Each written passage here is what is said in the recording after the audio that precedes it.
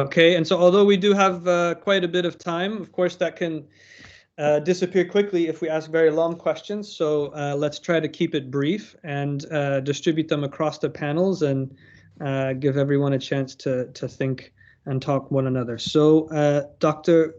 Quagish, would you like to begin with the questions you mentioned? And then Dr. Rakiewicz has some questions as well.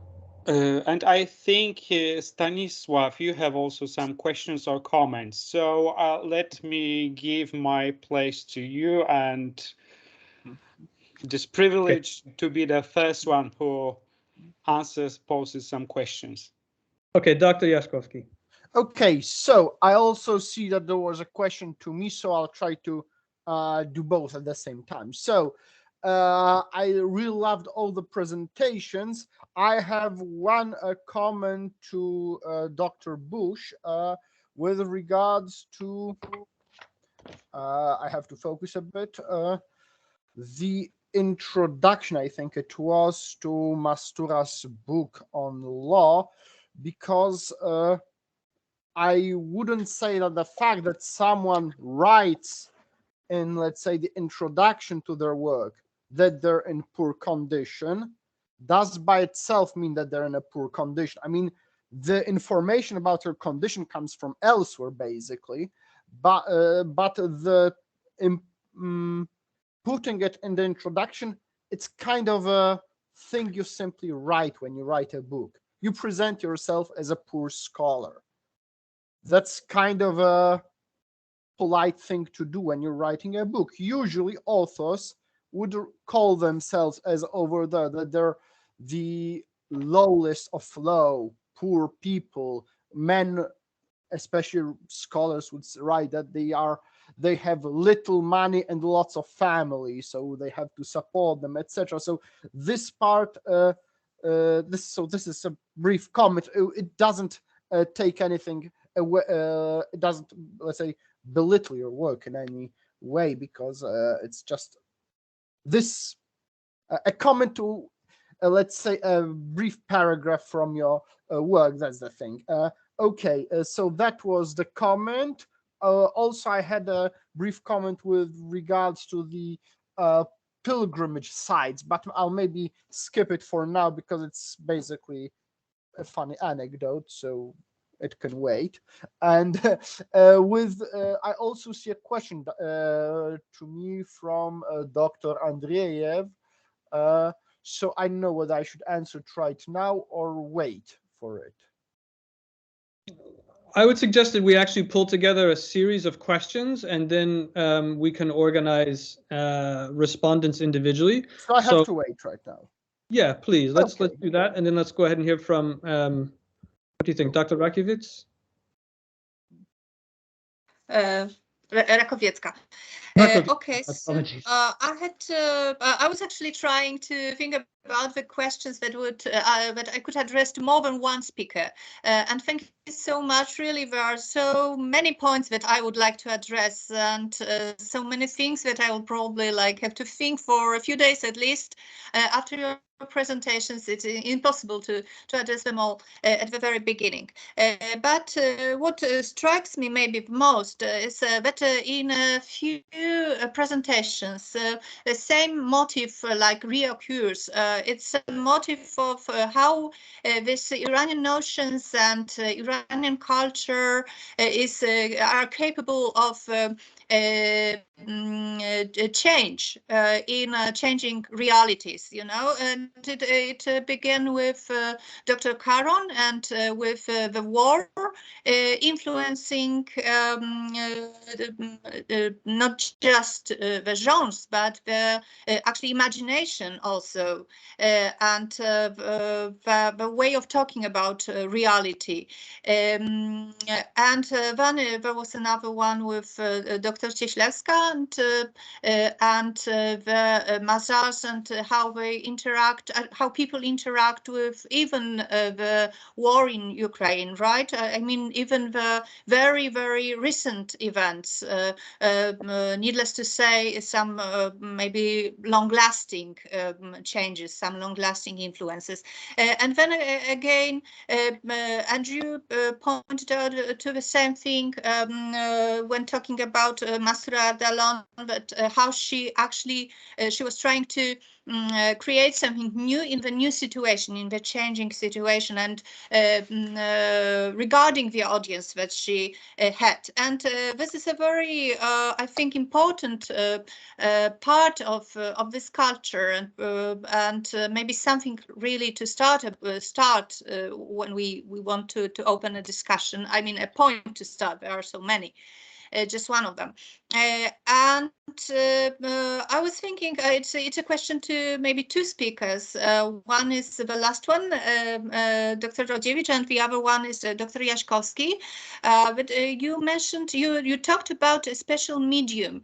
I mean, I call two things medium here. One is cinema, and it's quite well straightforward, but also the dominating writing culture in case of Dr. Jaśkowski's paper. And I was thinking whether you would agree or comment on that, if this special new, so to say, media, or at least dominating in terms of dominance, new media, do they, in your opinion, also create a change in culture, or you know, face it with new questions, or it is just like them mirroring the existing and pre-existing actually notions? How do you think about it? Okay, let's can we just collect another set of questions from and I have to apologize in advance to each of you whose names I may incorrectly anglicize. I sincerely apologize. I'm doing my best.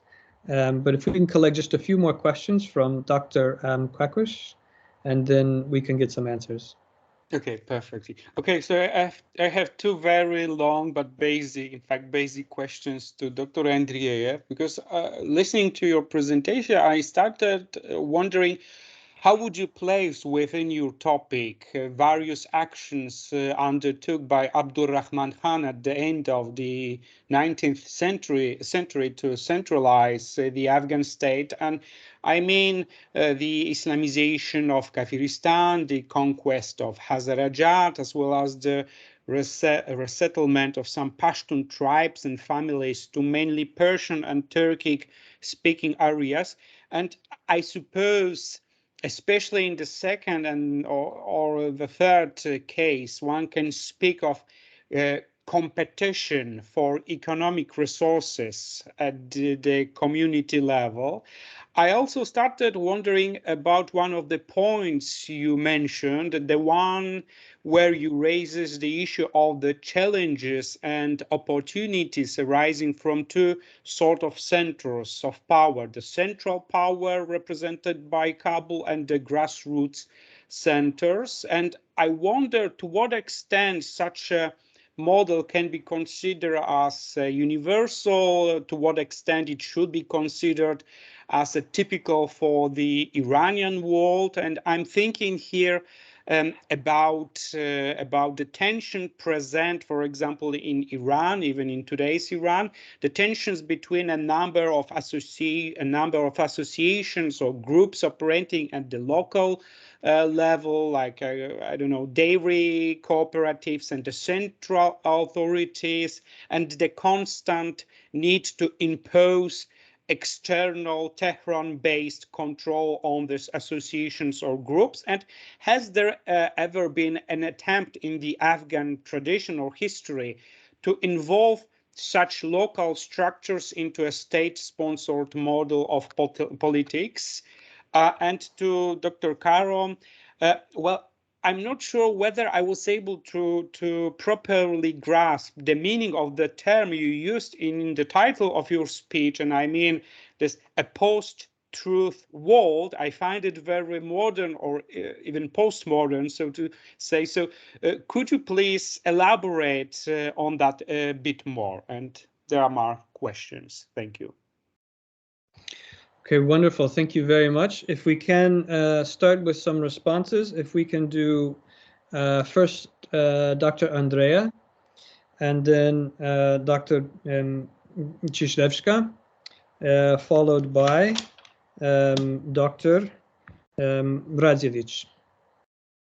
Yes. May I? Yes. Yes, thank you.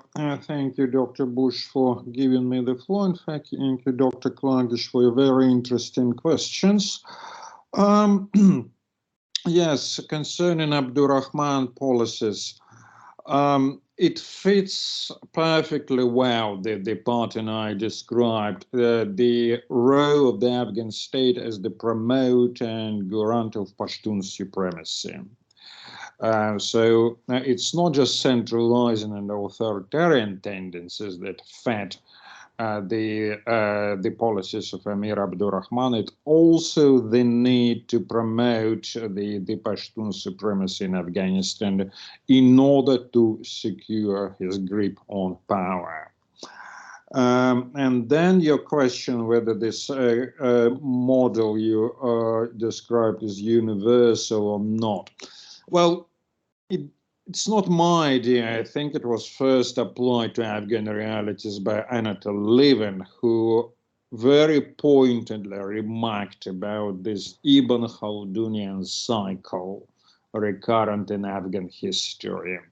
Yes, well, we all know what Ibn Khaldun says about this change of power elites, and well, with a few generations degeneration, and then the new wave of sort of people from the desert, tough draft who also the old corrupted elite.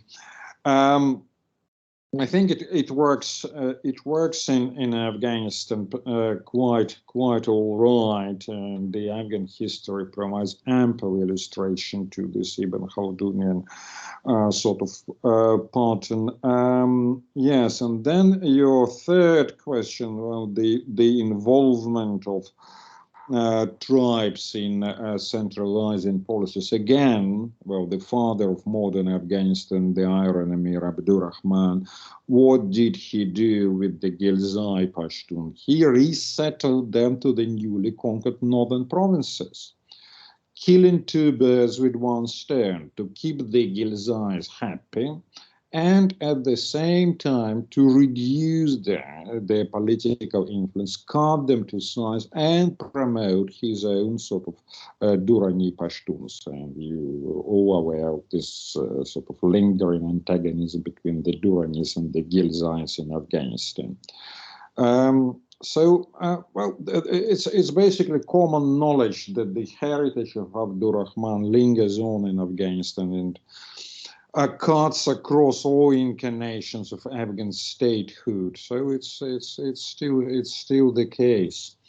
And even nowadays, Afghanistan, well, the competition between the Ghilzais and the Durranis goes on. If you consider post-Taliban realities, the first president, Karzai, Durrani, the second one, Ghani, Ghilzai. And before that, during the communist period, also this Ghilzai Durrani competition played out sort of full scale. So it all remains the same. And I beg to disagree with Dr. Rakovetsky-Asgari about this adaptability and ability to change, as you imply, inherent to Iranian culture. Maybe in Iran, yes, but in Afghanistan, it's the old ways continuing to play out, full swing. Well, the countries are neighboring, but they are quite different. So what might be the case in Iran is definitely not the case in Afghanistan. So thank you. Okay, thank you. Dr. Caron, would you like to respond to the question? Yeah, thank you, Mateusz. So I was a little sort of careless by putting that in one way. I mean, but I actually put it in there to call attention to like a really particular historical moment, and not just like, you know, unlike the whole reality unreality thing that, you know, most of the talk was about, post-truth was essentially, you know, what the sort of media and public intellectual classes in the US like called this sort of approach to, you know, just like reshaping the world in the image of the project for the new American century. I mean, so like post-truth world was a kind of American catchword at the time, like expressing outrage that Karl Rove would talk that way, and that, you know, the sort of neoconservatives who were running the country at the time imagined that you could just like, you know, destroy the world and remake it in, well, so I don't think they saw themselves as destroying the world, but you can just like disregard everything that exists in a society and remake it in a liberal, you know, model. And so like the idea was that actually truth is irrelevant in that kind of situation, or so the you know, or so the neoconservative movement thought.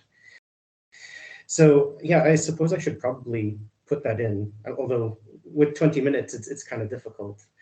But yeah, I was like, in a more general sense, I was pointing to like that similar understanding shared by the Islamic State and by the neoconservative movement that pre-existing ontology and cosmology is just irrelevant. On the other hand, you know, when I started working with all of these poets, particularly in Swat in Pakistan, then it's like, you know, and also the work of Kali Rubai, which I cited, you know, there is a very strong element of, you know, cosmological and ontological devastation. But what I was trying to get at was the nihilism of these projects, which, you know, like actually doesn't care about this whole modulated universe that, you know, that is so pervasive in like Pashto poetic culture, but I think actually as well in basically all poetics in the Eastern Persianate world, you know, like after Mullah Sadra and, you know, the types of ways that imagination and the world outside interact. Like, I don't know, somebody like Pir Muhammad Karwan would also kind of relate to these kind of things as, you know, like just a destruction of reality as he saw it, and the, you know, the removal of the idea of like even the possibility of truth. You know, for the Islamic State, I don't think there is like an idea of anything organic. All that's real is like God and the Prophet and the Sharia. If there's any metaphysics at all, you know, it's like the Day of Judgment and it's deferred. And so in that, you get this really strong sort of almost counterintuitively neoliberal secular thing that the Islamic State itself is a vector for. And in this, you know, it's like the Islamic State and the neoconservatives working together, even though they're fighting each other. Thank you very much for this very dense but very good explanation, because I started wondering about, you know, implementation of some Western coined terms and ideas into this particular part of the world, but yeah, it fits. Now I can see it fits very well. Thank you. Oh no, thank you. Great, thank you both. Dr. Cieślewska, would you like to respond? Yes, I would like to respond, but I'm a bit lost because I was actually late for this session, for which I apologize. 3 minutes, and maybe I just did not hear question. I can, of course, comment on that, what Karina said, but maybe it was another question. I don't know. Just Karolina's, yes. Okay. Yes, I think I mentioned Dr. Cieślewska, but the question was actually to Dr. because she actually addressed what I was asking here in her speech. That's why. Okay. But my question was more to Dr. Rodziewicz and Dr. Jaśkowski. Okay, so I should comment or not, because I don't know. I can comment also, because for me, I did not finish this actually thread because of time, in terms of the changing, influence of Iranian culture, but changing the Shia reality, and I think it's much more related somehow related to the presentation of Andrew. That he showed like interactions Sunni and Shia, but here in Georgia we have a very specific situation because it's a Christian country and Islam is minority religion, but influence of Shia and Iranian culture is strong among Azerbaijanis, Shia Azerbaijanis, but also influence Iran on politics indirectly, of course, and those interplays are visible, for example, on funding mosques or financing some religious networks on education, Islamic education, Shia education, but also apparently it's those kind of influences, but political influences, not religious one, are visible in Armenia, who has a quite friendly relationship with Iran. And I would relate this kind of Iranian influence even to Armenian Christian culture. As we know, Armenians were living under Sassanids, and they are really much more influenced in terms of, for example, finding these informal shrines. I found some threads really related to Shia culture, even they contradicted.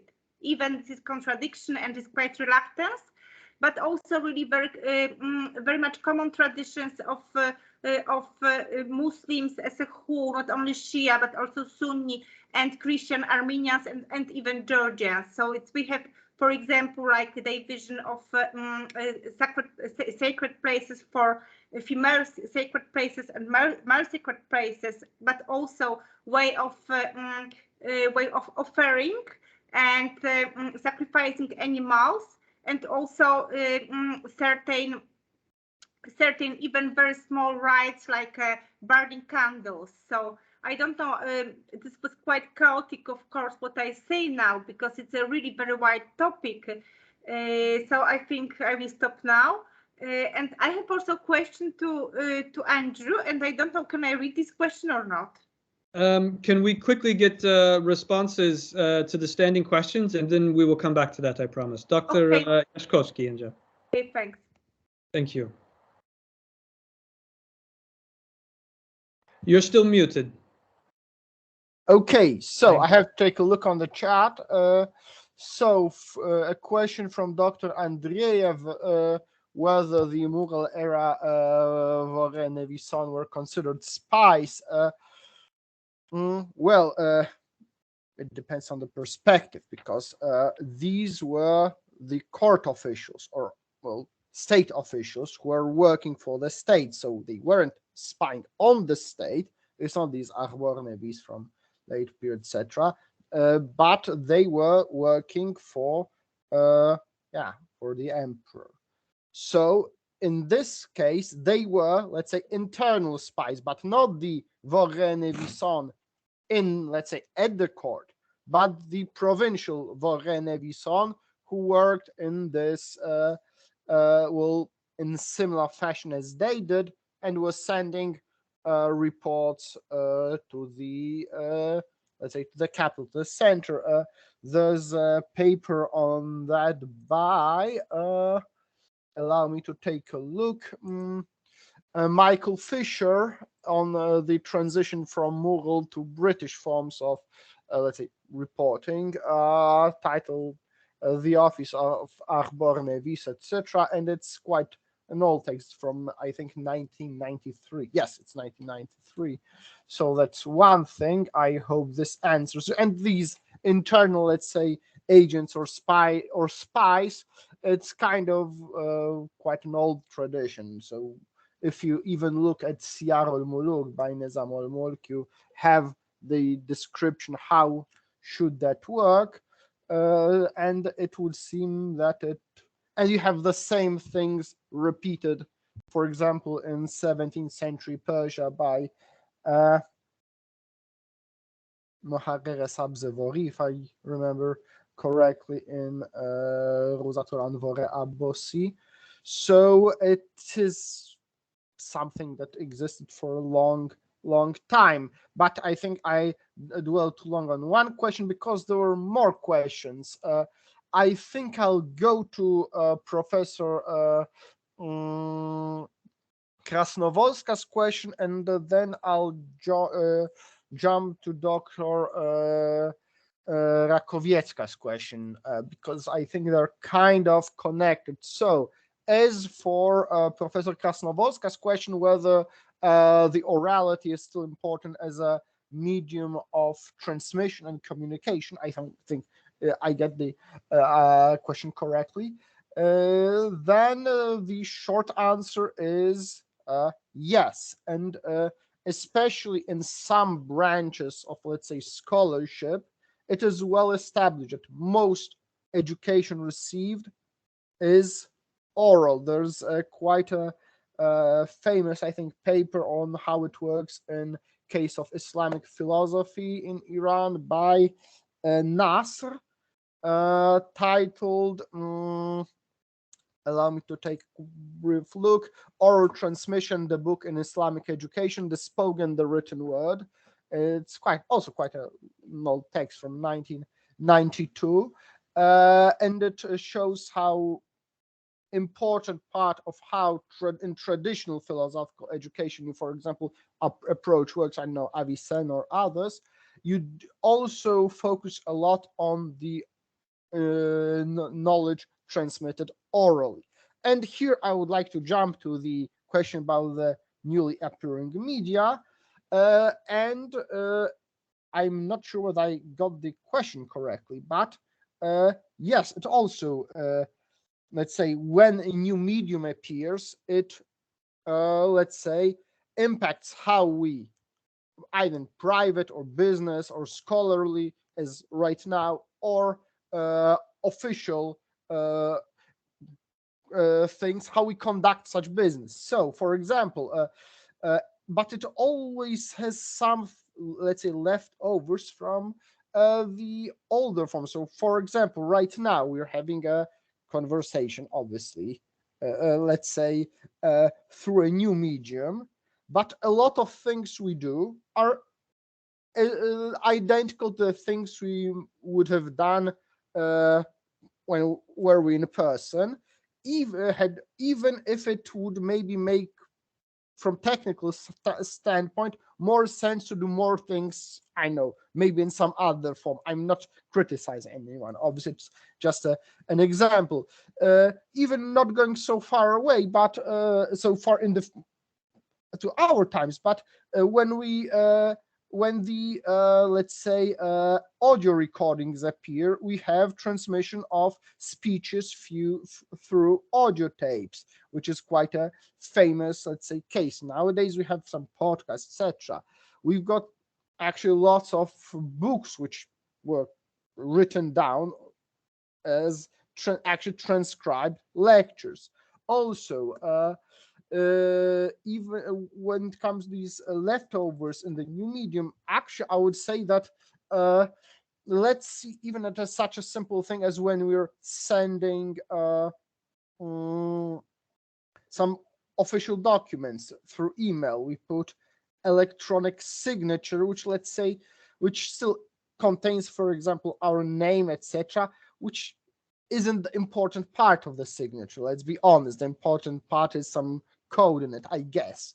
Also, even when we write a letter, type a letter on a PC, for example, and print it down, we still put some information in writing because it's the correct way to do so. Yeah, obviously the new media are always adopted to way we transmit knowledge, information, conduct official business, etc. But they were okay, now I get it. Sorry. So Well, I would have to think about, but the first thing that jumps into my mind are books which are collections of people's blog posts, which we can sometimes see such things appearing. But I haven't looked into, let's say, the modern, I mean, current day stuff as much as maybe I would like to. So yeah, I hope I answered at least parts of the questions. So thank you. Okay, great. Thank you very much. So I'd like to give the floor now to Dr. Rodziewicz for a little bit, as there are several standing questions. I'll also read a couple more questions from the comments, if that's all right, so we can listen to her speak for a while. Dr. Andrea asks, do the filmmakers take a position vis-a-vis the conflict between the traditional and the modern? And Dr. Bochenska also asks, and I'll just read this aloud, and if Dr. Bochenska wants to turn on her microphone and elaborate, she's welcome to do so. She asked, do you think the directors you mentioned offer anything instead of Abru? A standing, a basis, or a suggestion of a new idea on which honor could be established? Also Magdalena Wianczak, my apologies for mispronunciation, has a question for Dr. Rodziewicz as well. So do I, but let's hear from Dr. Rodziewicz initially, and then we'll pose two more questions to her. Thank you, Dr. Bush. Okay, maybe I will start with a question made by Dr. Rakowiecka about this new medium and how it creates a change, or is it in fact creating a change? So I think cinema in Iran is not only a mirror of what is happening in the society, especially the social cinema, which is very devoted to the social problems, obviously. But cinema, in my opinion, in Iran is also sometimes the first medium to address a topic or to address a problem. Because in Iran, we have not only a censorship, which is all filmmakers, they obviously know about the limitations caused by the censorship, but there are also taboo topics, which are some kind of self-censorship. So this creates a very strange environment in which cinema somehow can force a discussion or start a discussion which is maybe not that much developed among the people, and create some different attitudes among the people. I have many examples of this. I will just bring two. The introduction or the attempt to create a culture of organ donation, which is going on in Iran, it has been taken up by the cinema in the early 90s. And this was the cinema that tried to create a, let's say, positive attitudes toward this topic. The same with the Gasos problem, the death penalty, and the criminal idea of asking for Gasos of the murderer.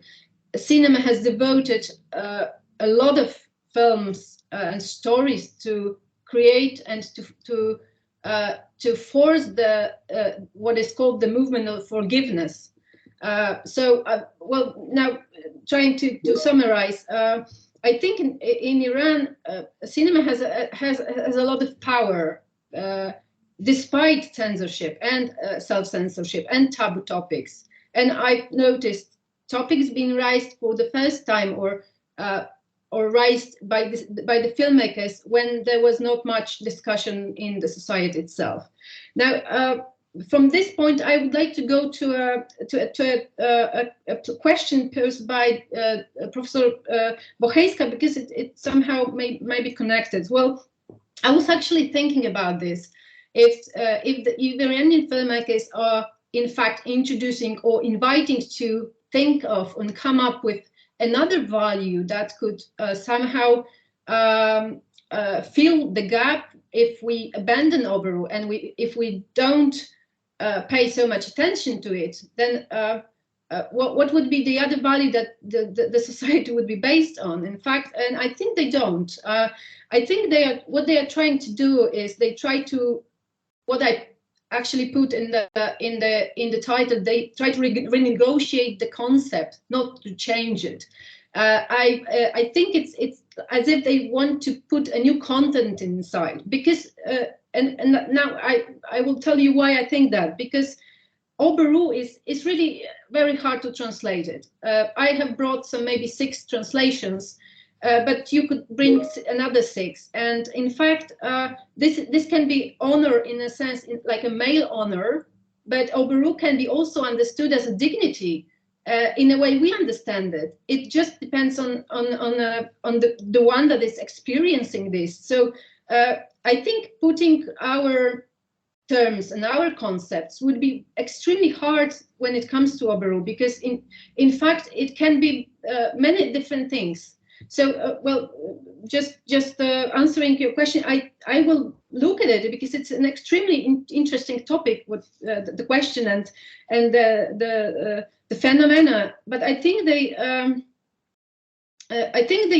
try to somehow understand it, like try to give it a new dimension rather to get rid of it and learn and ask the people to just not pay so much attention to it. The one thing that also comes to my mind here is the same Gessos or Gisas as from the Arabic language, that in the Quran we have, well, a person has a right for a Gisas or Gessos of a murderer of a family member, but it has he has also a right to forgive. And now in contemporary Iran, a very strong emphasis is put on this other part of this Quranic idea, forgiveness. But it's not that that this forgiveness movement, which is developing in Iran, it's somehow put against the Gessos. Gessos is a right of every Muslim, but forgiveness is as well. So I think this a bit. I did it. Maybe it's not very clear what I've said, but I think the filmmakers just try to work with what they have, in fact, because Oberu is rooted in Iranian culture very, very strongly, and I think they know that. Maybe if you leave Iran and if you cut yourself from the culture, then it would be easy to just abandon this value or this social schema and just not connect it with it. But I don't think that they somehow have the idea of replacing it or have anything in mind. But it's just my interpretation. There has been some sounds of comments. Is it in relation to what I've said, or can I go to the third question? I don't hear you. Go to the third question. Sure. I also have a question I'd like to give you. The third question, you mean from Magdalena Vianchek? Yeah. It was about the understanding of this concept by Iranians and foreigners. This is actually a bit hard to answer for me, because when I watch Iranian films, and I've been watching Iranian films since I was a student, because I had some knowledge. Well, I can't judge for myself. And when I talk to people who are not in the field of Iranian studies, I sometimes see that they sometimes understand it differently. But I think at the same time, Iranian cinema and all the 3, 4, or even 6 films I've mentioned very briefly are, in fact, they have a very universal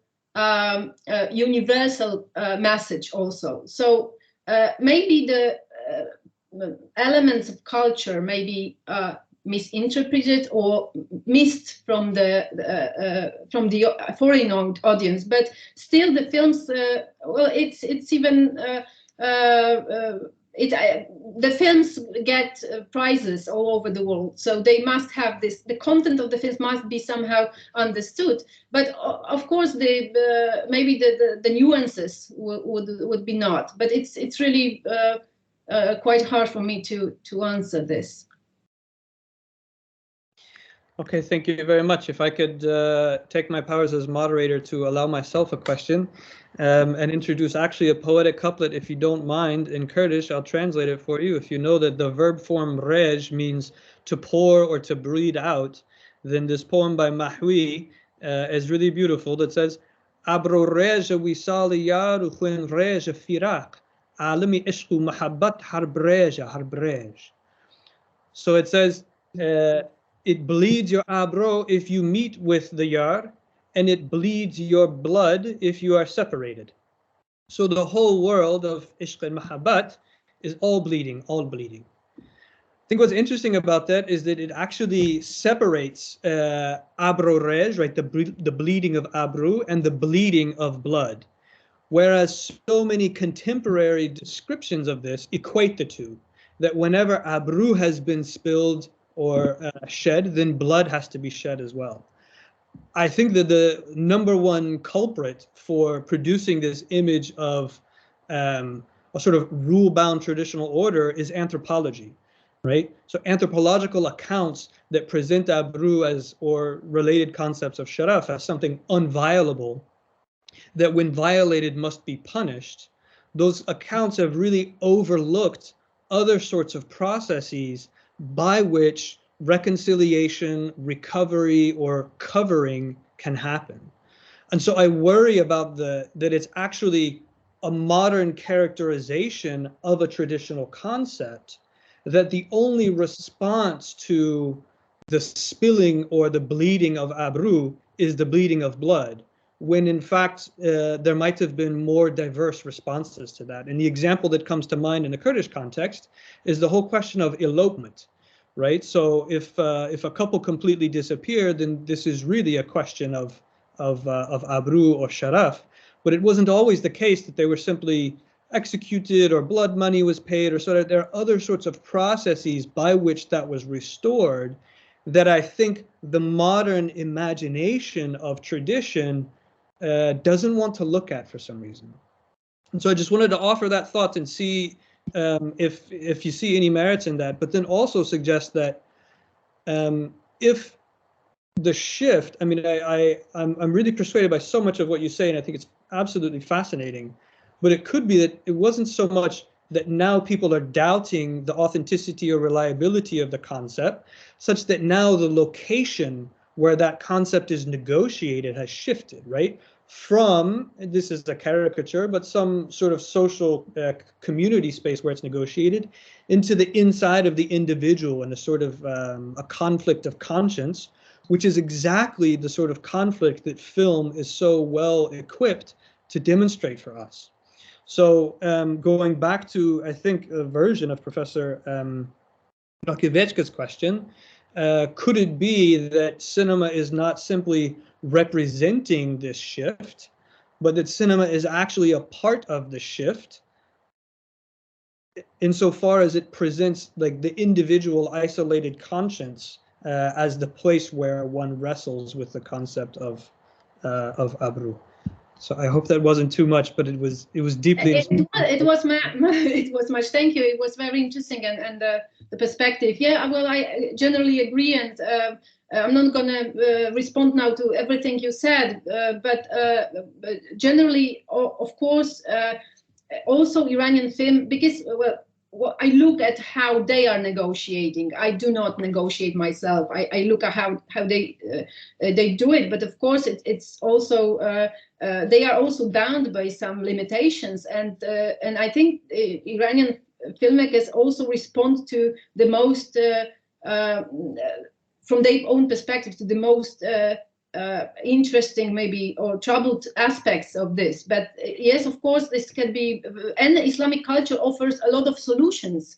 Like you said, the diya, it's the same with the qisas. It's there are a lot of solutions that the conflicts between people based on, let's say, honor or this reputation could have been solved to restore the order. So yeah, I will definitely look closely to what you've also said and think about it in the context of this particular study. Yeah,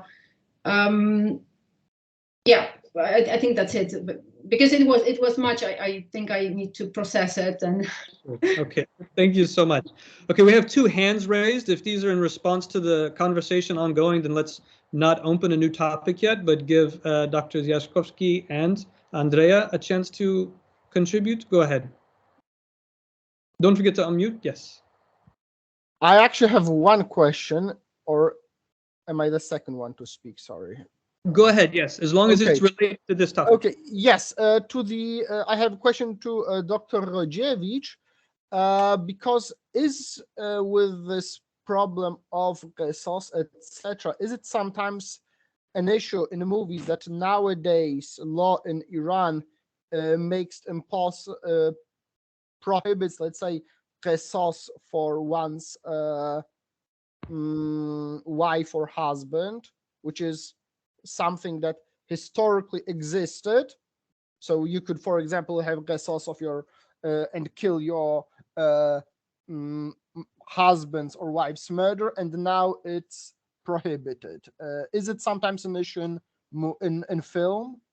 No. It's actually this. What you've mentioned is it's forbidden by law. So according to the criminal law, it's a husband and a wife cannot. Yes. That's why I asked whether there's a conflict that someone cannot have SOAS and thus has some problem. No, it's not. It's not addressed in the problem. Let's say it's not addressed in the movies, but the movies also show the role of a husband or a wife of a dead person in a negotiating process, which is another huge topic we could discuss. But because in Iran, a lot of things is based on negotiation, and the same relates to obru, the same relates to gessos. So the husband or the wife of a dead person can take part in the negotiation process, but he cannot or she cannot, in fact, make a decision. Yeah. So in Iranian films, they usually don't question what is not it's unquestionable. So they don't question the law. Okay, because it's for me, if I can, something that would constitute some conflict, for example, in the movie. Because when we read historical accounts, it was natural that you could demand SOAS of your wife or husband, but nowadays it's forbidden. Although there's quite a body of scholarly literature arguing for its legality and that there is no actually ground for it being forbidden. But so that's why I want to know whether it was addressed in the issue in the films.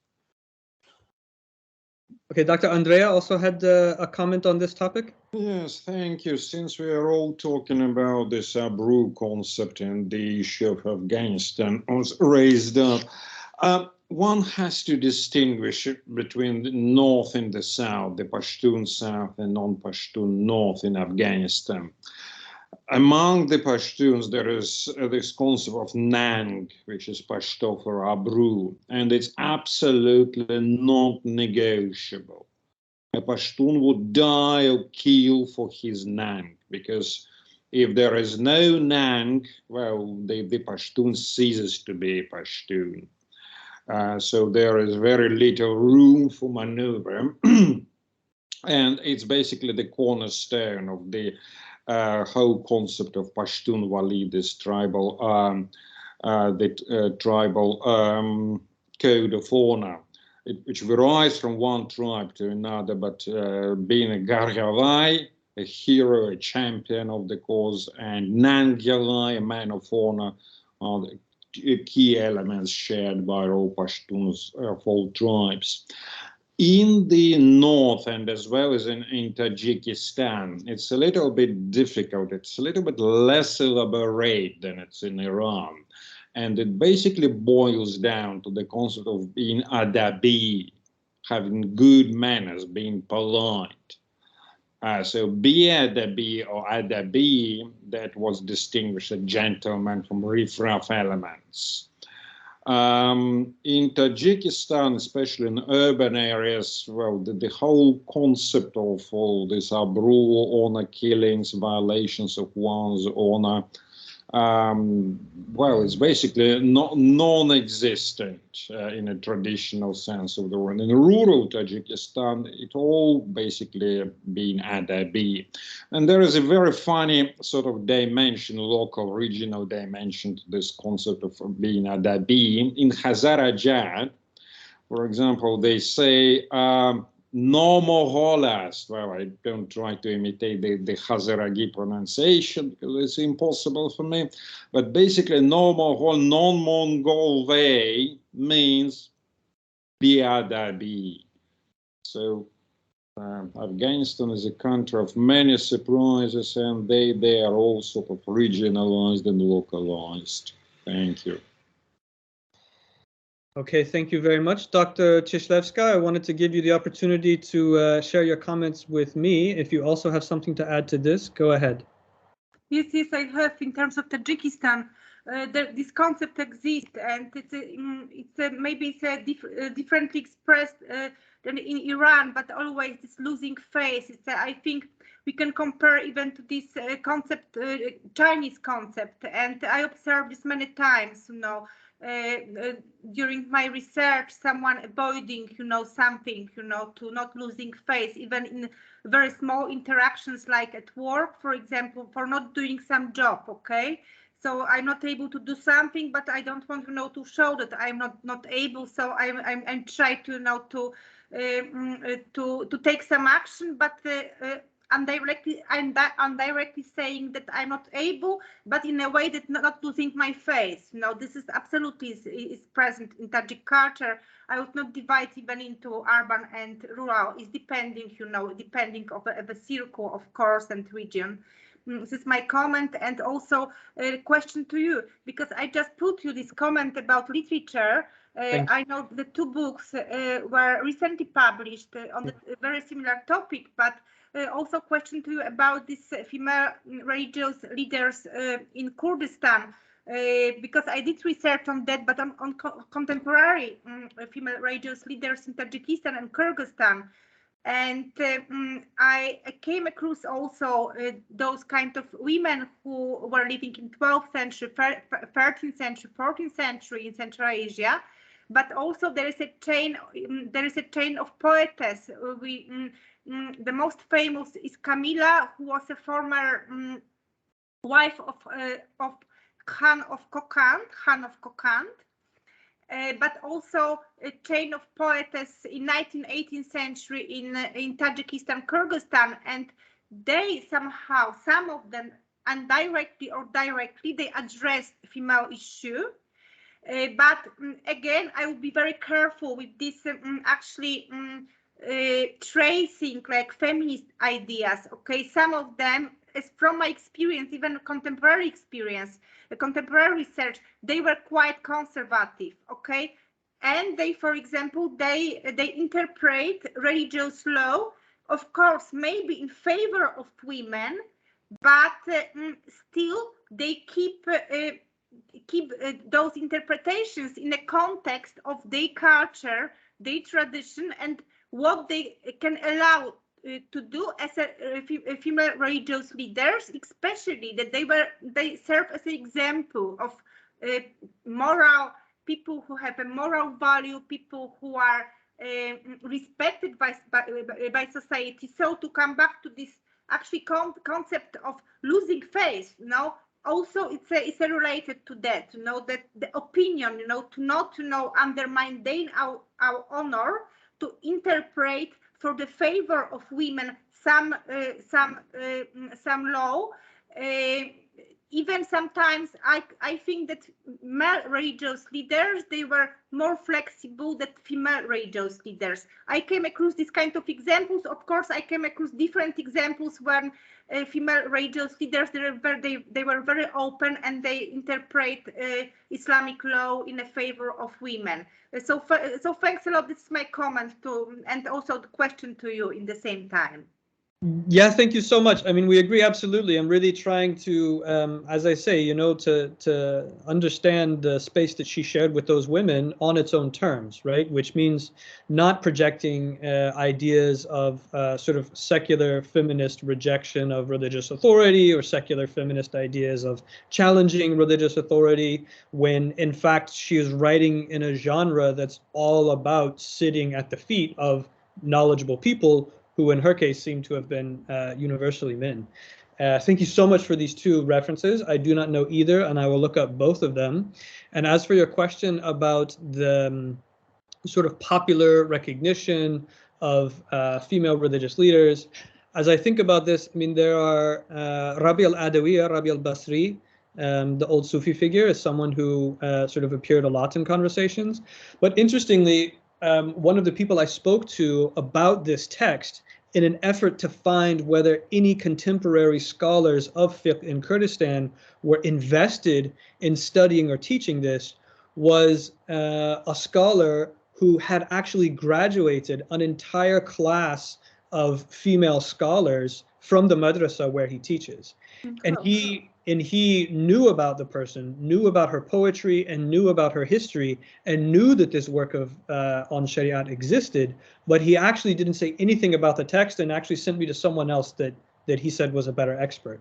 So there's a sense in which even the places where you think it might be inherited by contemporary aspiring religious leaders, it's actually neglected and not a part of a vibrant conversation. So this research is very much in progress, but I hope to say more about it later.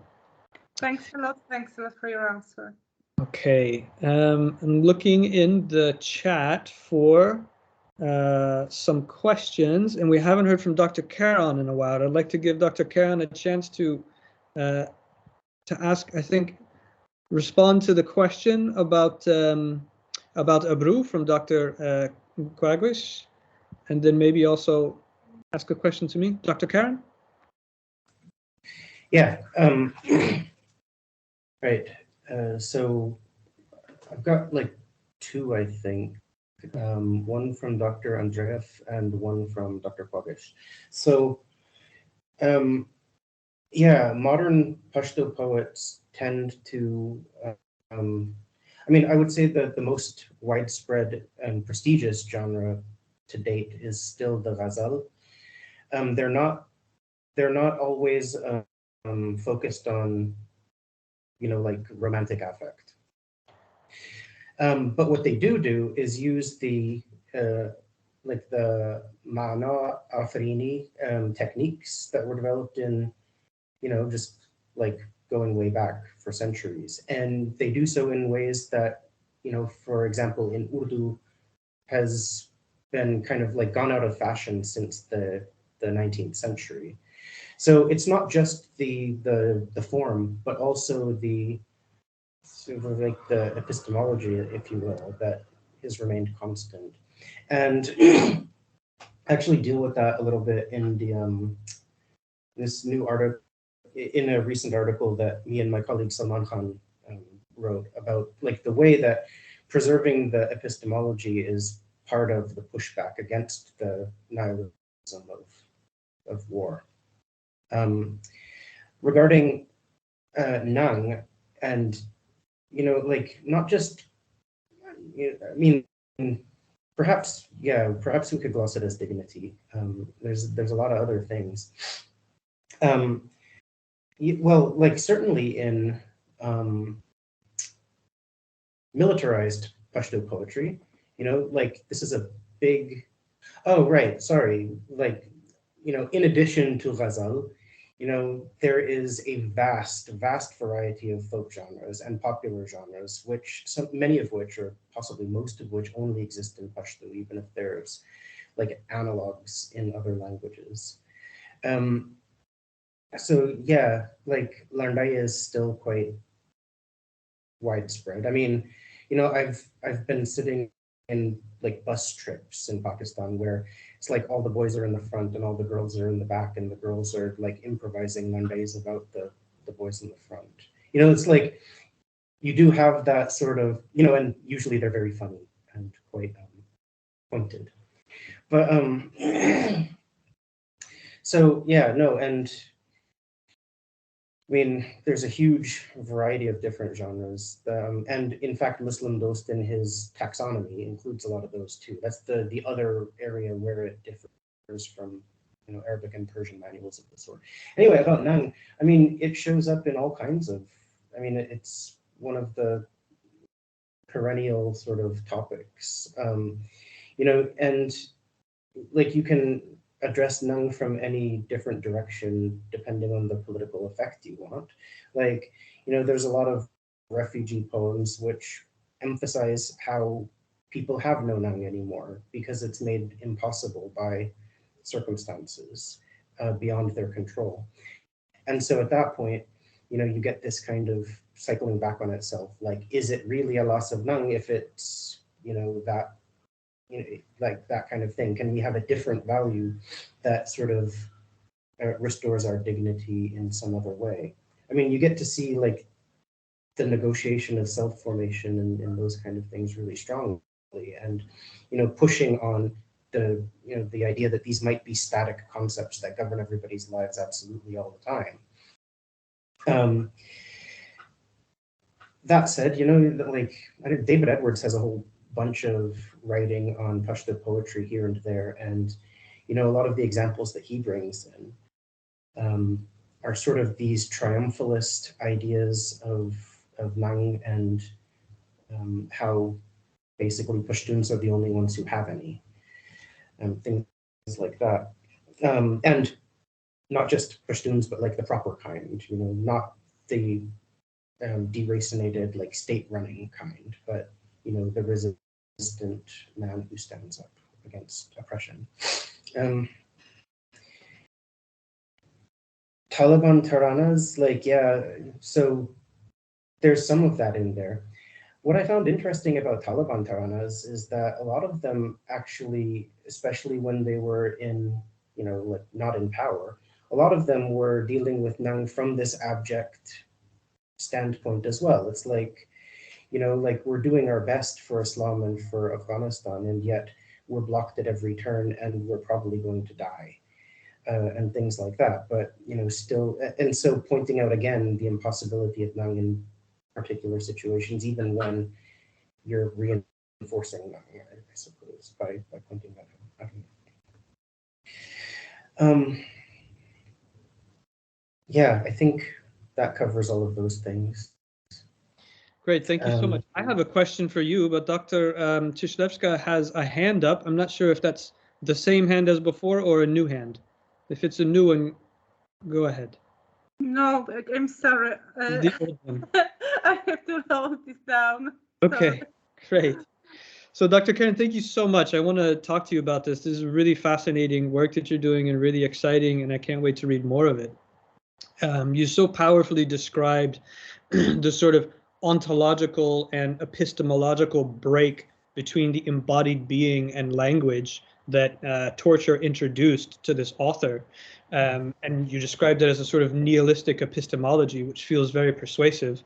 And it reminded me in part of sort of Elaine Scarry's talking about what happens to the body and language, where that relationship with meaning and expression is broken. And when one feels pain, one actually can't say anything that would express it. But there's a different genealogy in thinking about the relation between language and pain that runs through Ludwig Wittgenstein and says that there may actually be moments in which one's relation with the world and with others is broken in language, but there's also a process of recovery and re-inhabiting.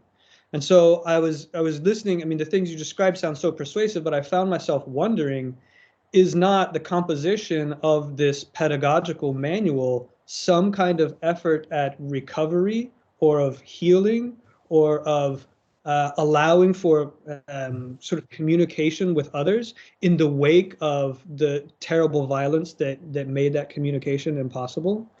If that's, I don't know if, is that clear enough?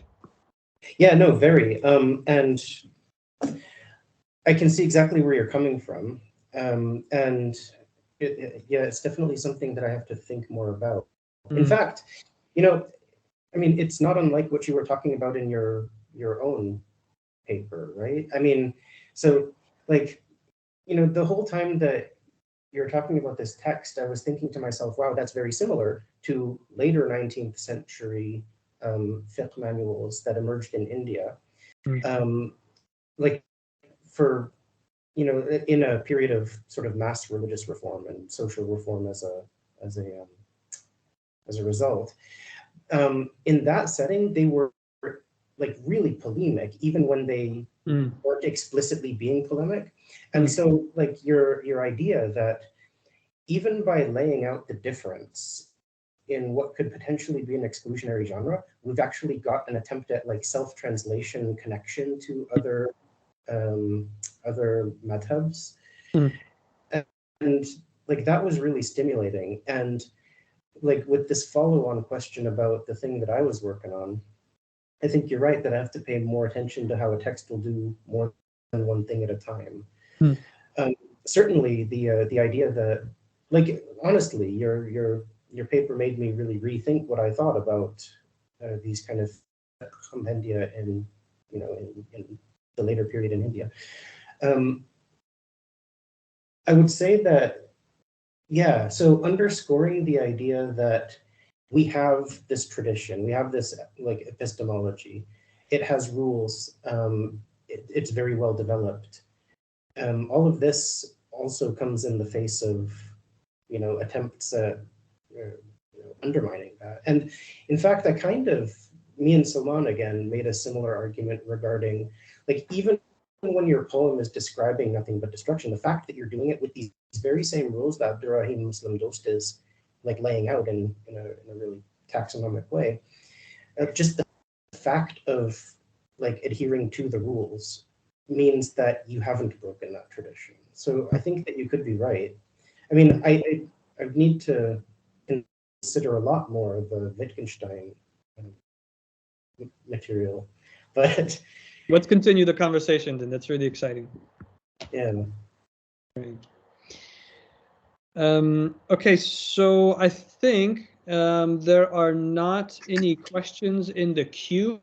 If anyone, please raise your hand and add your question to the queue. Okay. Dr. Rodziewicz, please. Thank you.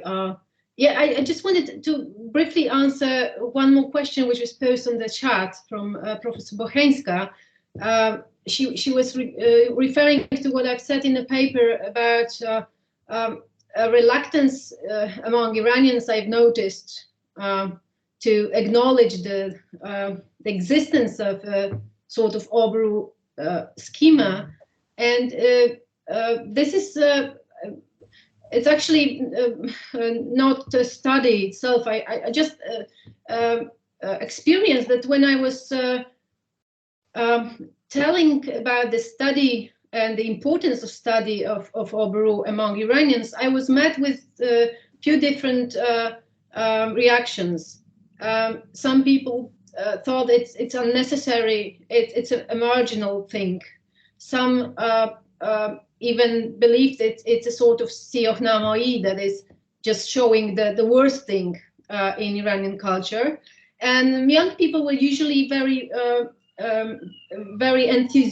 enthusiastic about this, and they were sharing their opinions. But I think this reluctance, which I've noticed among some of the people I've talked, it just comes from this very imperative of saving face, because the topic is not a pleasant one sometimes. It is, I believe it's a kind of an important value, and that's how it has been presented in the literature, in the tradition. But well, life brings different different ways to implement it, and sometimes this made the people I've been talking to a bit concerned about the topic, and to acknowledge that it's really important. Yes. Okay, great. So Wonderful. Dr. Bochenska has her hand raised, and it reminds me that she asked me a question to which I have not responded, and I'd like to do that before I give Dr. Bochenska the floor. So she asked whether the text has, Mastura Ardalan speaks at all about forgiveness, and the short answer is not really. I mean, the primary issues in a fiqh manual of this kind relate to you know, what are the duties that are required? What are the duties that are recommended? What are the conditions for performing a particular kind of act? What is forbidden from being performed? So it's not, it is a text of moral instruction insofar as it tells one how to sort of faithfully perform all these obligations, but it doesn't provide sort of, if forgiveness is a kind of moral instruction, then it doesn't give that kind of moral instruction. But I'm not sure if you mean forgiveness between humans or divine forgiveness. So go ahead and elaborate if you don't mind. No, I was interested in general, if it's mentioned, because, for example, in her chronicle, she often mentions that there were many battles and fights between different emirs, but surprisingly, they used to pardon each other, and it is quite surprising, taking into account the amount of fights and cruelty, of course, which was involved. But this custom of pardoning, of course, maybe not without some other reasons, but it is present there. And in another book on I was reading long ago by Ahmed Ehani on law, and on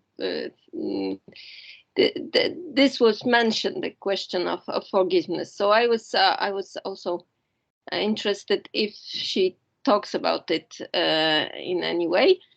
And if I may very shortly comment with regard to this Oberu topic that I was also studying, I think that Oberu or Sheriff or whatever name we give it, I think that the question of offering any new idea for honor and dignity does not exclude in any way that in Islamic culture there were some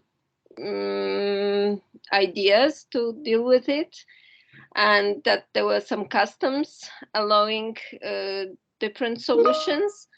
So it not necessarily may create this binary between modern and traditional, but also it may show us in what way this new answer that people, or in this case film directors, are maybe looking for, are applying this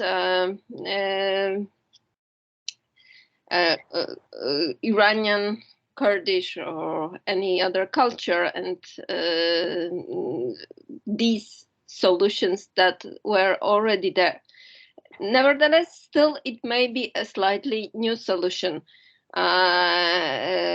than these previous solutions, and I don't think there is a problem, and this binary that we may afraid of, not to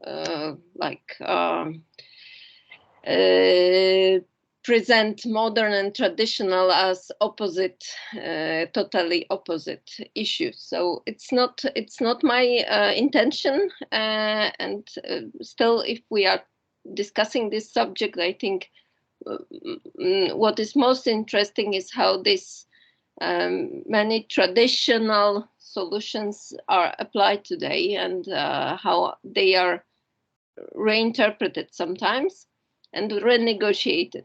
Thank you. And that was all I wanted to add. Okay, if Dr. Rodziewicz would like to reply, that would be good, but we also seem to have, well, one moment, we have a technical issue, or has that, okay, that screen is not clear.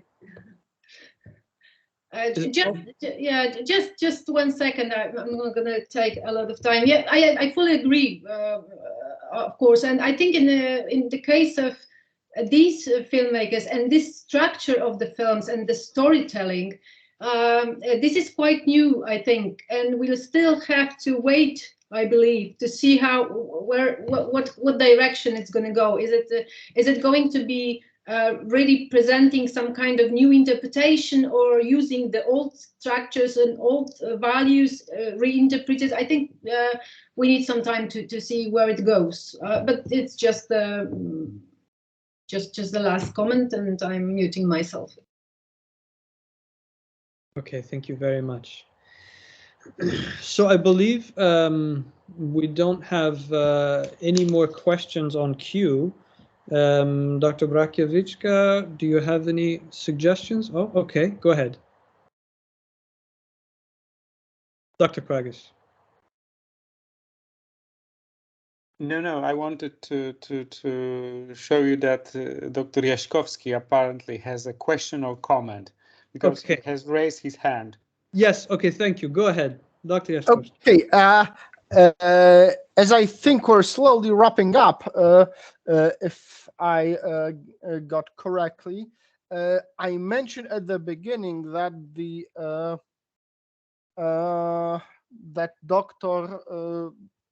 I'm sorry, I have to check the list of the people speaking. One of the papers, let's say, reminded me of an anecdote, because there was a mention of someone having a dream and let's say Mazor being built there. It reminded me of a story cited by Rasul Jafarian in his Meridione d'Ururin about a event from 1930s or 1940s, actually, Iran, when a school teacher in a rural school went to work, and the school was locked, and there was no I know how you call them, porter or doorman in the site. So he went to his house and he saw that there's a long queue of people waiting there. The street has been cleaned, and that there are prayer rugs in the street. And he asked, where's the groundskeeper? And they told him, well, watch your tongue. Yesterday he was a groundskeeper. Today he is a special deputy of the Imam of the age. And then it turned out that when the groundskeeper woke up, he told his wife that he had a dream in which the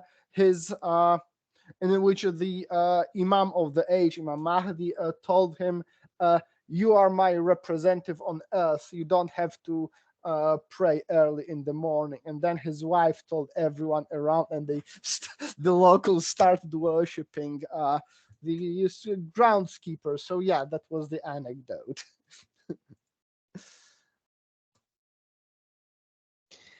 Okay, thank you very much. We now have an open floor. If anyone wants to open any new topics or return to any old topics, we have plenty of time to do that.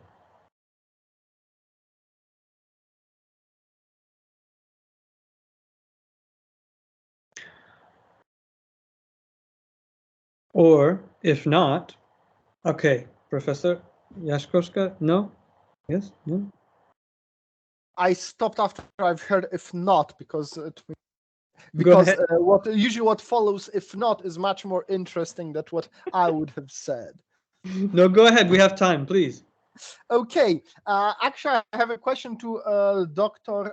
Rodziewicz, or a comment, because, well, as I started some time ago working on parliamentary debates, we know that one of the most common things that occur in parliamentary debates, regardless of the country, is people insulting each other.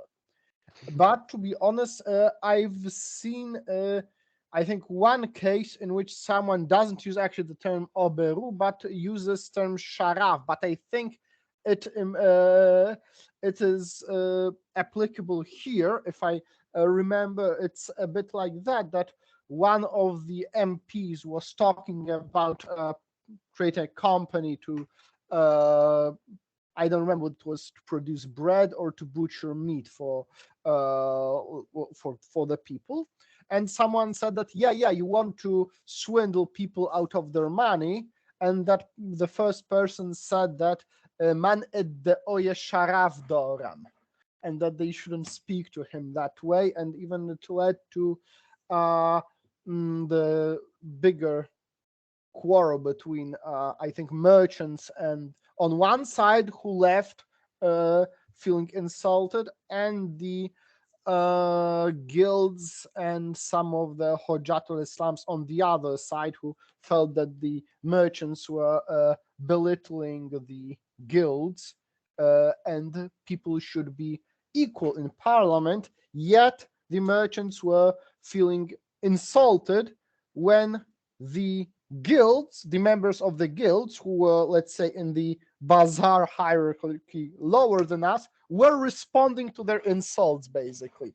Because in another account we have from the same thing, it's basically the merchant insulting the guild member. I think it was a tea trader or something like that.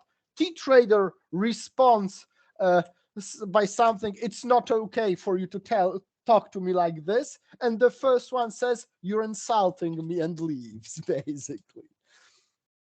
So I think that that's what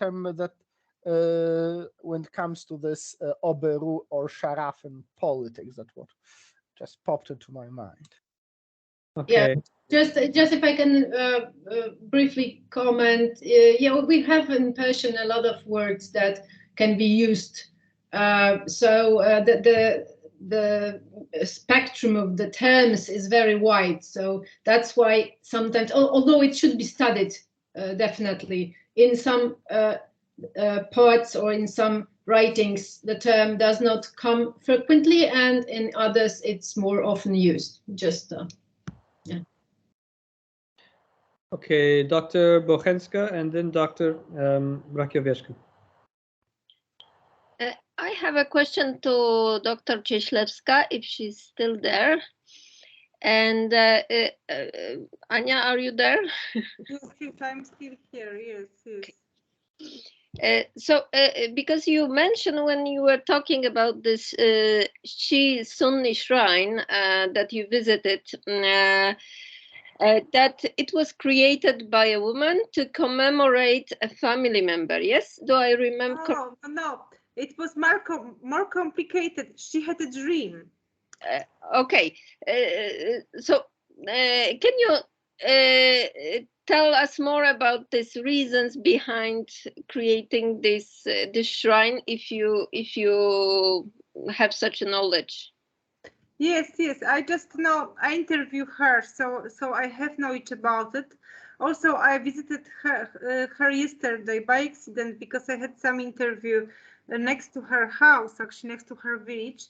So I decided I pop in to see. Now it's a good way to observe what is going on. And actually, a woman who wanted to predict her future came, and it was very interesting interaction because Ilaha said that she's not doing this because only God can do this, but she actually secretly gave her number of her friend who is predicting future. So just to complement everything. But what about this topic of erecting shrine? She had a dream. She had a dream, and as far as I remember, 3 angels came to her. Angels, let's say figures. They came and they speak to her, and she understood that she has a special gift, and she should erect this shrine for people that can come, they can receive some healing, and they can pray. So she did, and actually all her house is recreated as a big, let's say, sacred place, because now it's visible from the road. That is why I noticed it, because we were on the car looking for something, and I noticed there is something unusual, and it's really similar to even to shrines from different countries. No, not from Georgia, not from Central Asia, not from Caucasus. It's really unusual house as well. So we came in, and I noticed those Shia altar, let's say altar, okay, with different kind of pictures, you know, as I described, plus this Saint Mary, and that is why I thought she's maybe Shia, she's Sunni, and her dream actually pursued her to do this, and after a dream she started, you know, received some other revelations, you know, so, and she has opinion that she has at this baraka, as I mentioned during the presentation. Thanks a lot. Thank you.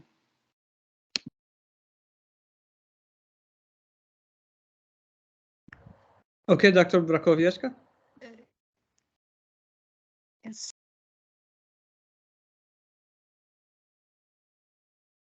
You had the double unmute, which resulted in muting again. Right.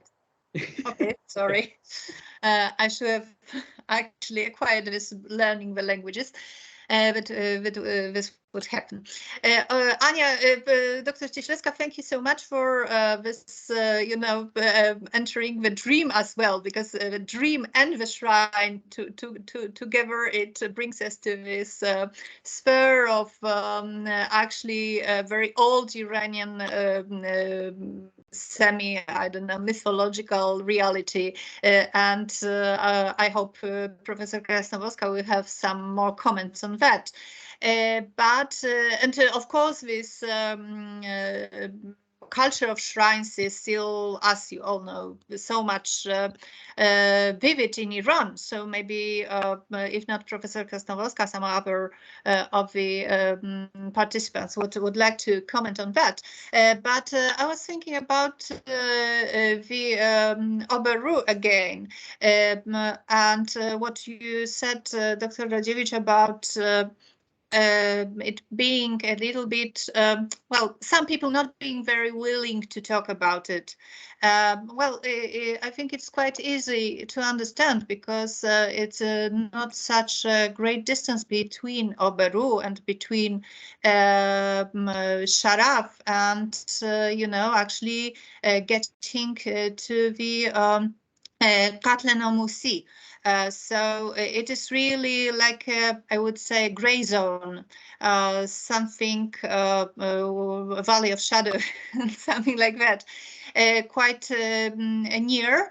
And it is, of course, not just the cinema that seems to be, you know, tackling the problem. I think it is very deeply a social problem and an individual one right now. I mean, the problem about becoming an individual, cutting the ties with those small communities, that as far as we don't get to the crisis, as those that you described in both films, it seems very easy to cut the ties. And many people believe actually that they live on their own terms.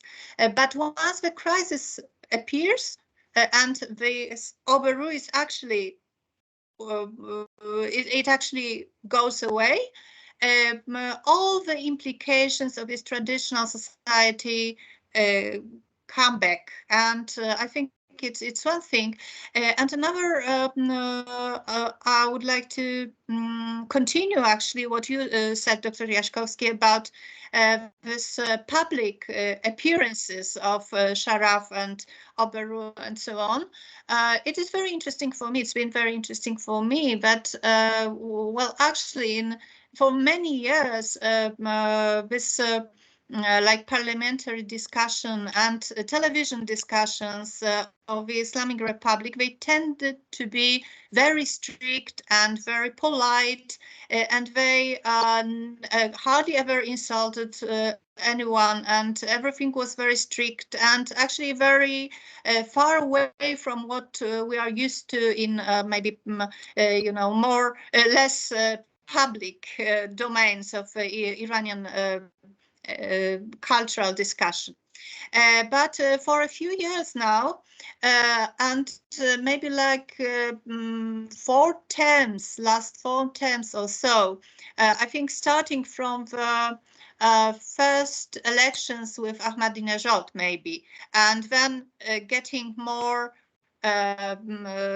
bold in each of the elections, we can see that actually the discussions have got much more insulting, and they call each other Bisharaf, and which is of course not a very insulting, I mean, not as insulting a phrase as those that can be used some places else. But also maybe, or what I'm pointing to, maybe one of the reasons is also this influence of television as a medium, television and modern media, you know, requiring attention, requiring people to step into this oral culture that is actually quite brutal. I mean, politic culture, which is actually quite brutal and actually quite globalized, and living apart, living beyond those reservations, traditional ones. So yes, I think there's also lots of place to study the notions of Oberu and the connected ones, as you said, Dr. Rodziewicz. They are. It's really difficult to distinguish them. They are well, it is difficult, but there's also a place to study this in politics, I think. Yes, thank you. More a comment maybe than a question, but I hope you don't mind. Dr. Cieślewski, also there is a comment here from Dr. Caron, who may or may not want to elaborate on it. Yes, yes, I noticed, so I will answer. Okay. And also, yes, and I would like to a bit continue this dream thread, because in this Armenian shrine, which I presented also, it was based on erecting shrines. So we have these dream things. We can of course discuss about Shia roots, but I would also I intend also to think that this is actually more absolutely more wide phenomenon related to shamanism. Is here some actually pre-Islamic beliefs, that dream which connect you to a spiritual world, but it's emanated as something very material, as erecting shrine, for example. But to answer for this question is quite complicated. Yes, I'm also interested in religious placemaking. I did not mention it because maybe I will write paper on that. I mean, because I think this presentation can be based, to develop paper, and I have bulk of material. I'm tracing these sacred places like 16 years in Central Asia and the Caucasus. So I think I should write something. And placemaking as a periodical placemaking, sometimes ad hoc placemaking, permanent placemaking, also reason of placemaking. But but to answer for your question, this I had the impression that I answered during my presentation, but maybe I did not directly, actually answer. It was like too many issues. Yes, as I presented, it's absolutely it's a kind of grassroots networks, but I would not actually draw this kind of division, because it's interrelated everything. Someone can be really related to some official elite families, and also participate in grassroots network of developing shrines. And it's of course it's some alternatives, and but okay, depending on the country, but in Georgia it's very informal, this kind of home-based shrines and these holy places. They are everywhere. They're Georgian, they're Armenians, Azerbaijanis, they are Ajara Muslims, and sometimes they are interrelated to each other. Sometimes Christians They are visiting also Islamic spots and opposites. It depends, you know, but they are very informal. So it's really difficult to say how they are, that they are not so, you know, they create some alternative structure, but it's not spoken. But however, in Central Asia, in Tajikistan, in Kyrgyzstan, differently in Uzbekistan, absolutely yes. However, recently, those kind of places in Tajikistan, they are also spotted by government and they are controlled. So it's a very difficult, you know, to develop somehow alternative culture. And in terms of the Sufi authority, patron-client relationship, you know, Sufi authority, it's for example, for me, Sufi authority is much more in Central Asia. Nowadays, it's actually, this is changed because Sufi are legitimized by authoritarian states. Sufism are seen as something like a nice Islam, okay? Good, nice Islam that we can present it as a part of our tradition. It's not dangerous, it's cool, it is not ISIS. So many young people, they just do not want to depart from Sufism, despite the fact that some of them, they are from Sufi families. Or some Sufi, they start to present quite, you know, strict point of view, and they are working, you know, somehow against authoritarian regime, but also not directly. For example, I came across a Sufi in Moscow. I did not interview him because he was really very orthodox. He didn't want to see women, but he was living in a house of a friend of mine from Tajikistan, and he escaped from Tajikistan because he was persecuted as a Sufi, but because of he didn't want to follow this kind of official Sufi tradition presented by Tajik government as this nice Islam, as I mentioned. So it's a very complex, really very complex topic. I think it's on each of this shrine I can write separate paper, and these dynamics, especially contemporaries, depends on politics of separate country, religious politics is a very important aspect. Thanks a lot. I don't know. I answer of not or not was also again quite chaotic, but the topic is really wide. Thanks a lot. Wonderful. Thank you so much. We now have several hands, and Dr. Krasnovorska has demonstrated the most patience so far. Thank you so much. Please go ahead and ask a question. Thank you very much. Well, I have a question to Dr. Andreyev, because for what you have told us, I understand the Pashtun tribes now are not likely to change very soon their social customs, and they are not, well, reformable, so to say, but likely to rule Afghanistan. I don't know how long, but I wanted to ask you about the possibilities of, well, political developments and the future of Afghanistan, and the possible role or lack of role of other non-Pashtun ethnicities in this development. What is your opinion? Dr. Please. May I? Absolutely. Right, thank you for the question. Well, the tribes, the big question. There is some talk of the detribalization of Afghanistan, that all this more than 40 years of war, they basically destroyed the tribes. The talk is there. I have seen no evidence in support of this argument. So yes, the tribes are there, and they are most likely going to stay for at least for foreseeable future. Let's not forget that Pashtuns are the largest tribal nation on earth.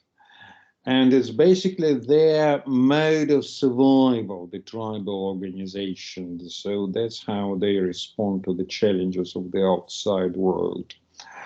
The future of Afghanistan, well, you don't need a crystal ball to say that, well, for the time being, it looks pretty bleak.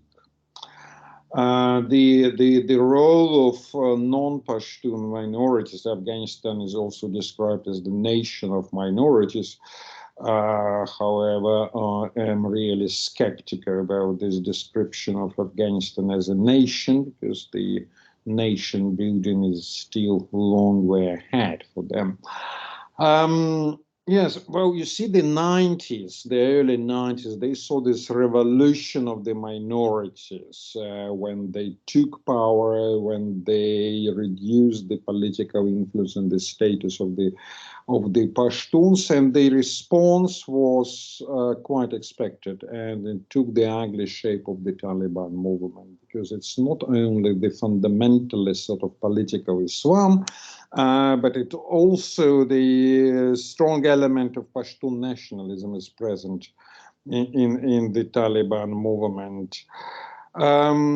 Now we have this Jabhat Muqawamat hailing from Panjshir, which do a lot of sort of PR exercise to promote their cause and claim that they're really fighting the Taliban and kill them right, left, and center.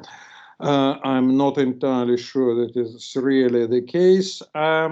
And it has been a very delicate equilibrium between Pashtuns and non-Pashtuns in Afghanistan throughout its histories, at least starting from the time of Emir Abdurrahman. So it's likely to continue like that. The Pashtuns will try to secure their influence, their dominance, and the non-Pashtuns will keep resisting it. So I'm afraid there is no light at the end of the tunnel yet. But well, let's hope for the best. Hope against hope, as the proverbial saying goes. And can you tell me how many tribes are still nomad? Are they settling? What happened to the nomads during this periods of wars and the last decades? I can recall Bernd Glatz's brilliant talk which he gave in Vienna more than 20 years ago. I think it was the Central Asian Conference then. He talked about this Pashtun nomads, where he vividly demonstrated the continuous change in the nomadic way of doing things. Comes a good year or bad year, depending on your perspective. The nomads, they sort of basically turn into agriculturalists. The change of season, change of economics, perhaps even social circumstances, they go back to their nomadic life. So it is not possible to tell how many nomads are still in Afghanistan, because the sheer number of the people engaged in nomadic activities is changed all the time. And then when we are talking about nomads, there are herders, and there's also pavinda, who are herders, smugglers, traders who do the trans-border trade. So that's another thing. It's also affected by the how easily you can cross the border. Are there any customs check? Do you have to pay customs duties? Basically, the strength of the state control. So I think no one can answer this question, how many nomads are still in Afghanistan, simply because their number is continuously changing. Thank you very much. You are most welcome. Thank you both. Dr. Jaśkowski has been patient again. And if there's a response to that, it may take all our time. But if we have a few minutes after Dr. Jaśkowski's question, I may ask the panelists to very briefly, in 30 or 60 seconds, just give an idea of how they see their papers developing after the conversation today in the future as they continue to write, but only if we have time, as Dr. Jaśkowski's question may inspire more conversation. Unmute yourself, please. Actually, I've simply forgotten to uncheck the raised hand, so I don't have a questions. Okay, Sorry. great. So do we have time to do that? We have 6 minutes left, so that'll be 60 seconds for each panelist. If we could just go in the order we went in. Dr. Andrea, do you have any thoughts about developing the work you presented today?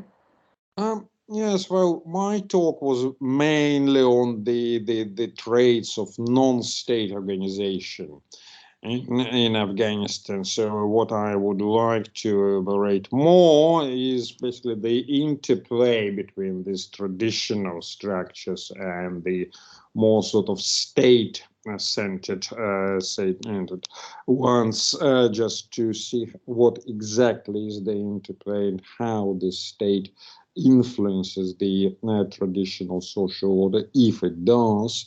And what I am convinced of, that yes, the state structures are shaped by the local village politics, if you like, the micro level, and basically how the state accommodates all these local agendas. Okay. And in a historical perspective, starting from Abdurrahman, obviously, then Cracow period, then the partial modernization efforts during Daoud time, then the communist period, the post-communist period, the first Taliban rule, then the international presence in Afghanistan, and then, well, if there is any sources, sort of the second coming of the Taliban. Okay, wonderful. Thank you very much. Dr. Jaśkowski, if you'll forgive the challenge of doing it in 60 seconds, could you? Okay, I'll try. So basically, as you've seen, I've mostly present a few, let's say, puzzles which are now being linked together, and basically that's what I'm doing right now. If you remember the first or second slide, which things should be taken into account when discussing the things that could have influenced the way First Parliament functioned and was reported about. Basically, that's what I'm doing. It's a bit mostly, let's say, kind of drudgery with lots of sources, each of which has very brief mentions of some stuff, which is quite often interesting, especially when you find out that people are, for example, everyone is citing a source, but everyone is making the same tiny mistake about it, like and has been doing it so for, let's say, 50 or 60 years. Yeah. Okay, thank you, Dr. Caron.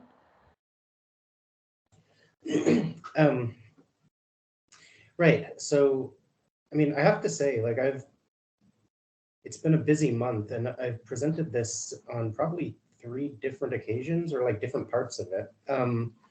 But Andrew, your input was some of the single most helpful thing that anybody's fed back so far, and I think that that's going to, it's going to require another section entirely of the argument, almost like a bait and switch kind of thing.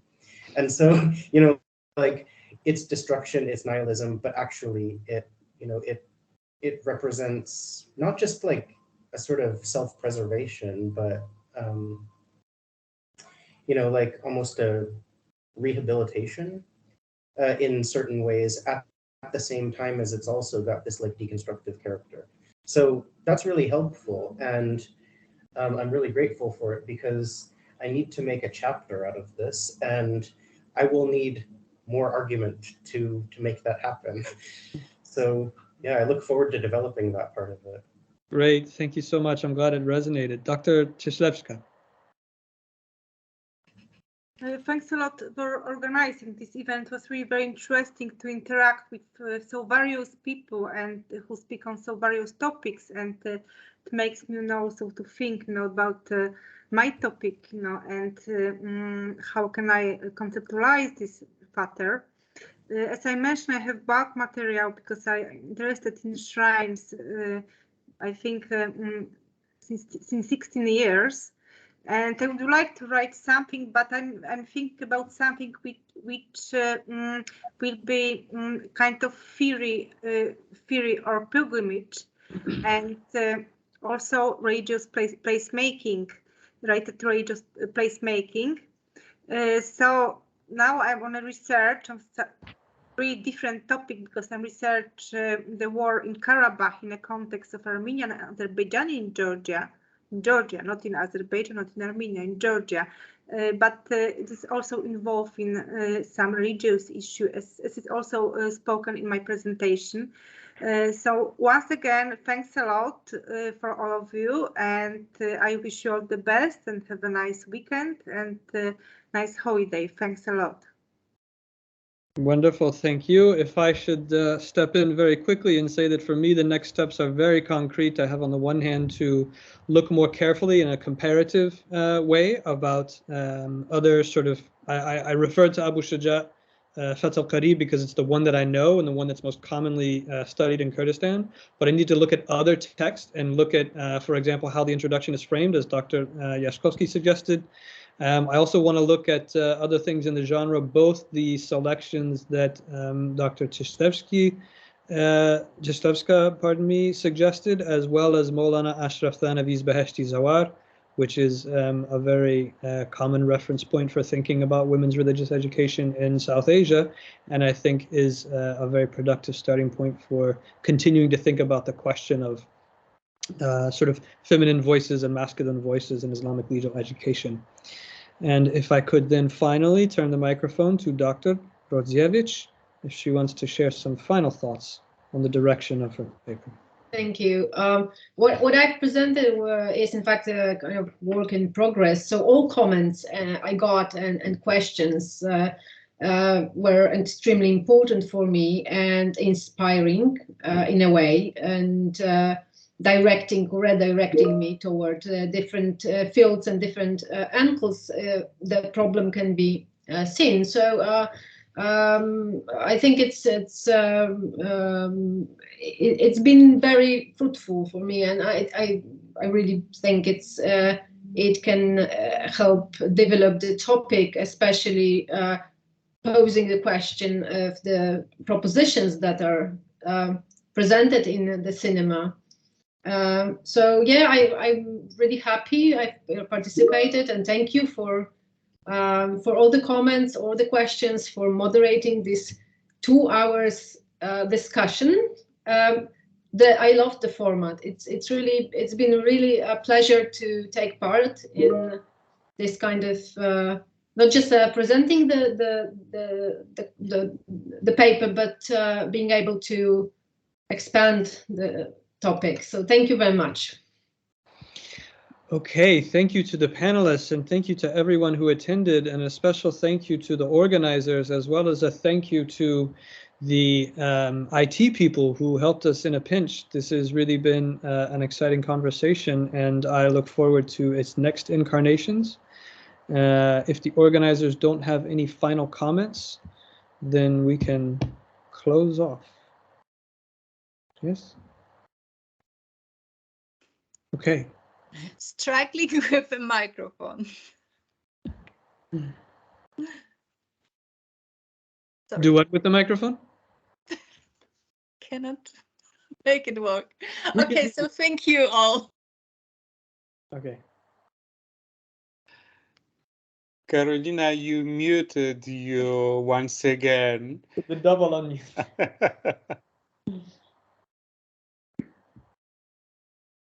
Okay. Don't mind me, just thank you. It's okay.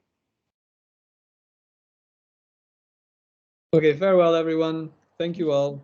Signing off now. Thank you, bye. Bye.